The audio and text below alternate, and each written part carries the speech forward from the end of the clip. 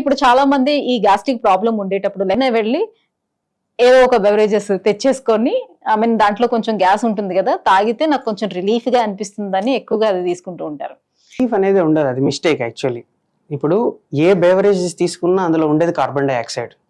అది carbon dioxide లోపలికి పోయినాక మారేది H2CO3. అది is nothing but acid. Already acid పెరిగిందని చెప్పి అనుకుంటున్నాము, బట్ మళ్ళీ యాసిడే తీసుకుంటున్నాము. సో జరుగుతుంది అది. ఓకే, కాకపోతే వాళ్ళకి కొంత రిలీఫ్ వచ్చేది ఎప్పుడు అని అంటే ఆ CO2 లోపలికి వెళ్ళిన తర్వాత అగైన్ బర్పింగ్ ద్వారా కొంత అంటే బయటికి రిటర్న్ వచ్చేస్తుంది.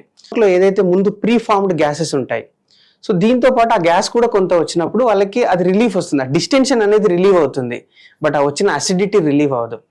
మధ్యకాలంలో వచ్చేటువంటి ఈనో లాంటివి కొంచెం తీసేసుకొని అక్కడికక్కడికి రిలీఫ్ ఇచ్చేస్తుంది కాబట్టి దాన్ని కంటిన్యూ చేస్తూ వస్తుంది. అలా కంటిన్యూ చేయడం వల్ల వచ్చే నష్టం ఏముంటుంది అంటే ఈనో అనేది టెంపరరీ రిలీఫ్.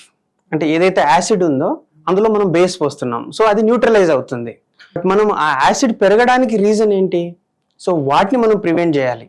అంటే అదే స్ట్రెస్ కానీ, లేకపోతే మనం హై స్పైసీ ఫుడ్ తినడం కానీ, లేకపోతే స్మోకింగ్ కానీ, అట్లా సో మెనీ రీజన్స్ ఉన్నాయి అసిడిటీ పెరగడానికి. ఆ రీజన్ ని వెతికి దాన్ని తగ్గించుకున్నట్టయితే ఆ అసిడిటీ ప్రాబ్లం తగ్గుతుంది.